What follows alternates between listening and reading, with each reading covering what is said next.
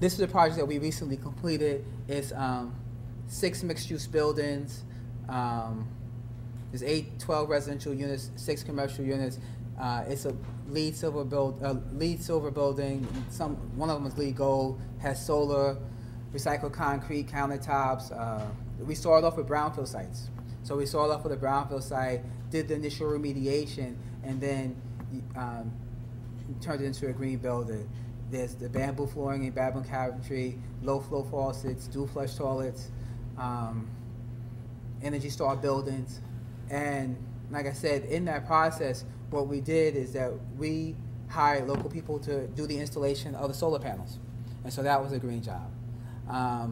We did our own landscaping, which is not that great, but we did our own landscaping on it.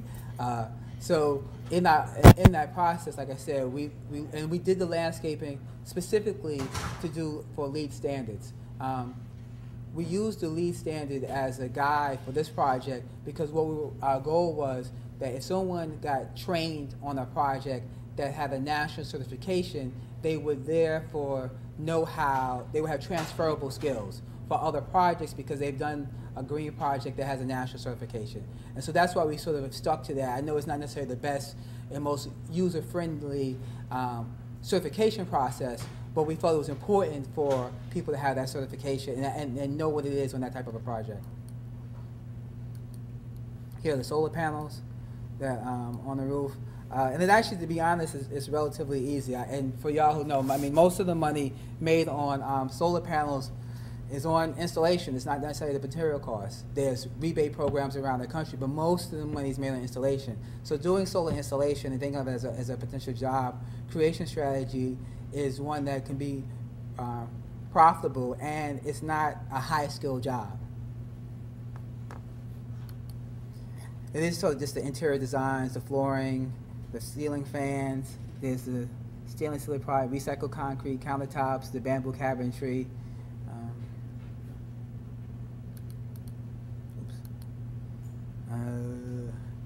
This is a landscape, and we planted 60 trees in the neighborhood, and we have some of the local kids and the New Jersey Tree Foundation do that with us. And like I said, we did it as a project, but we also we educated them about sustainability and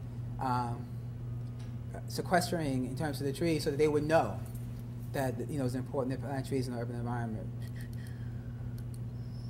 This is just more trees, no subtitle here. We have a farm in our neighborhoods. It's with Brick City Urban Farms. We have a site that we acquired. It's about 15,000 square feet, and we had a housing project that got held up last year because of the market. We were doing home ownership with Wachovia, so we got caught on both ends of it. And so we had to change our projects last year. We had a whole bunch of shovel-ready projects, and we said, well, look, these projects aren't going anywhere. The market is too bad. What do we do with it? So we partnered up with a group, and we partnered with a group, and then we sort of made it a subsidiary of us, and we developed this farm, this Brick City Urban Farm on the site. We used the container method. I don't know, so the container method there. It's actually a brownfield site, and so the vegetables and fruits are in containers on top of it. And it's been a huge success. Local residents come in and buy produce there on a weekly basis. We're in the process now of making it a CSA. And some of the people who work for us in our Green Collar Jobs Training Program, they work at the farm. And so, once again, it's another type of a green collar job, urban farming. And so if you're building a sustainable community where you have housing development, you have local produce, you have public transportation, those jobs are green collar jobs, and we're just doing it from this perspective. All right, this is me and the mayor of Newark. We did a Green Business Summit with Essex County Green Business Summit about 3 weeks ago with sort of the same one that they're doing, that this is in Newark, and we did it with the mayor and with Rutgers. I guess sort of the big thing about the summits is that oftentimes a lot of people come there with ideas. They don't have a network to do this, and they don't know where to get the financing fund, whether their ideas are good.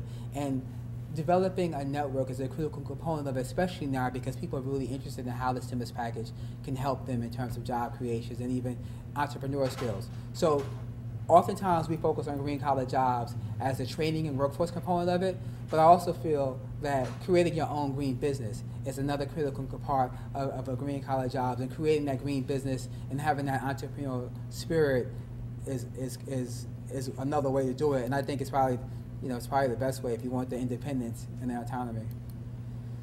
So these are just some of the people who attended. This is our green collar job training program. We do a training program that's energy auditing and weatherization. We are training people to the BPI standard, once again a national standard for energy auditing, and we help create in New Jersey an air sealing course, a curriculum for people to be the technicians to actually go out here and do the air sealing. So we just graduated a class of 20 people. We have another class starting in about 2 weeks, and we have 60 people participating in it.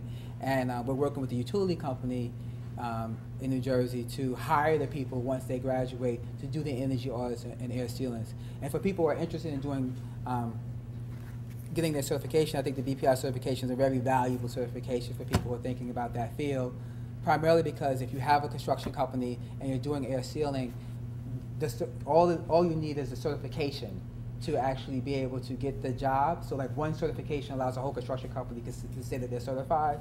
So the people who actually go through the process and get certified through PPI will have a valuable certificate that they can market and use for either starting up their own company or trying to partner with construction companies that are interested in doing the energy audits or the air sealing.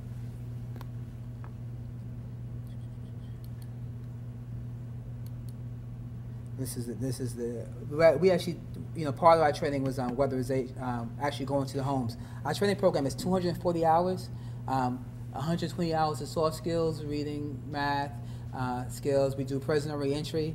We do unemployed, underemployed, at-risk youth, and then we do field training, and this is part of the field training. The other thing that we do is that and it's more on the community development perspective, is that we do the Lincoln Park Music Festival. This coming year is the 4th year. We started in 2006. We had 3,500 people come out the first year. In 07 we had 15,000, and then in 08 we had 40,000 people. So it grew substantially. And in that process, it's an intergenerational music, it's a multi-genre intergenerational music festival. So the first day is jazz and gospel, the second day is house music, and the third day is hip hop. In New York, we partnered with a group called the Rocksteady Crew, and we partnered with them for the hip-hop component of it, and we do our own house music. We've had probably about 100 people perform at the music festival. Folks like from Ice-T to Lolita Holloway to the Clark Sisters, James Moody, Richard Smallwood, just a host of people from different genres. What's exciting about it that we do is that we have a green vendor marketplace at the music festival, and we educate people about sustainability at the music festival, and so we're able to do that via multiple intergenerations. So we're able to do it to the senior population, to the middle-aged folks, and the people who listen to hip-hop, so we're into the young people. So we're able to do that in multiple genres. We bring senior citizens out there, and I don't know if I have that slide here, but we do a skateboard camp too each year. But to the people who, for the senior citizens, this is James Moody. But for the senior citizens that come out there, we also have an organic farmers market that comes out, and they provide them with free food. Most of the senior citizens live in assisted living, senior housing, and so through the county, they get food vouchers, and so we get the food vouchers to the farmers market, and then they're able to take home organic food. And so it's just another way of instilling in them sustainability, but from a jobs perspective, it's another way of saying, all right, how do you bring the farmers market to the urban areas so that people actually can purchase their foods? And this is the music festival. That is it. Thank you. I really didn't. I rushed through these a little bit. I wanted to more have some time at the end for questions, but thanks a lot, Tanya, for having me here. And we're after the end, we can have some questions.